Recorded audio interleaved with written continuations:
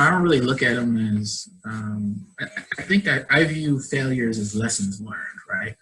And not even really failures, but, roadblocks or Yeah. bumps, because everyone is going to have those, no matter what you do, where you're from, what you're learning, what you're training in, what career you go into. And so it's really about how you rebound, right? One of the things that I feel like I had to learn early was, sometimes you're going to go out there, you're going to study your hardest for that exam, and you're going to get defeated. It just is what it is. You didn't prepare right.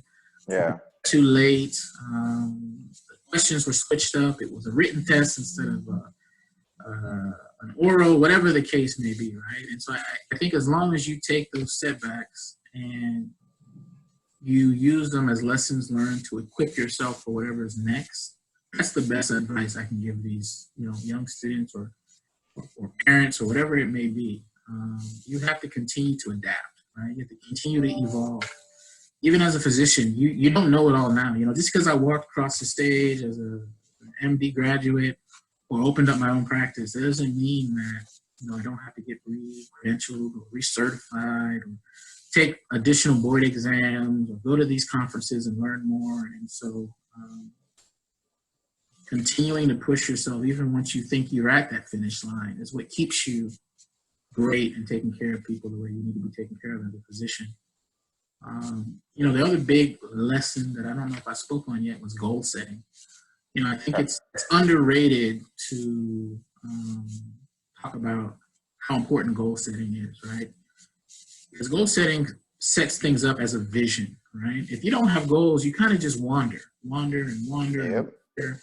And it's easy to get lost and get distracted. And before you know it, you're far from what you envisioned yourself being, right? And so you have to set goals, man. I remember in high school, man, for me, it was just as simple as having an agenda, an organizer, right? And I'd write in that organizer, okay, this week I need to do this, especially when it comes to 11th and 12th grade, as you're getting ready for SAT, ACT, colleges, career fairs, college fairs. You got to really, envision what it is that you're trying to seek out there, man. And so for me, goal setting is really important. Having a purpose is really important. Every day, if you're drinking your coffee, meditate and think on what you want to do that day. While you're on that bus, that train ride, or Uber ride, wherever you're going, really take that time in the morning and figure out, okay, this is what I need to set for myself today. We do this thing at our office called a huddle every morning, right? Every morning we come in, myself, the nurse practitioner, the staff, office manager, medical assistants, and we huddle. And we say, okay, this is the number of patients we have today.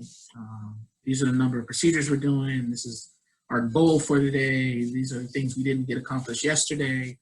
And so you have to always keep that in front of your mind of, okay, what is the vision for today? And did I successfully do what I wanted to do yesterday? Yeah. For me, that goes miles and miles and miles ahead of what you really should be doing. And then you got to be disciplined, right? I think on this long journey that we call the marathon, from high school to undergrad to professional school and everything else, you got to really stick to what works for you, right? And being disciplined means, if you got to get up at 7 a.m. every morning, you got to get up. If you got to get up at 6, you got to get up. If the gym is important to you, you got to get to the gym. If, taking your medications, if you have medications you got to take is important to you, you got to take those. And, discipline is really important, keeping you grounded and having that structure. That doesn't mean that you can't break away and, hey, I want to watch a movie tonight or Netflix this, or go out and get a good dinner here and there. But, discipline goes a long way. What you do when you are alone really sets the stage for how well you're preparing yourself, right? And so keep pushing yourself to be great, because failures will happen, obstacles will pop up. And then the last thing I'll add is, that self-development piece, right? When that obstacle comes or when you get challenged with something, what do you do after that, right?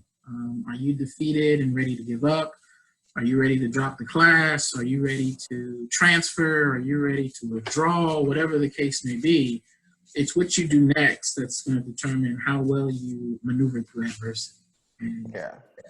like, we can do a whole additional podcast on failures and adversity and life lessons, what it means and how it strengthens you. But, you know, what I always tell, you know, young students or those who seek me out to be a mentor is it's going to happen, right? And so if you're prepared the best you can and that does happen, you just have to rebound from that and keep pushing, right?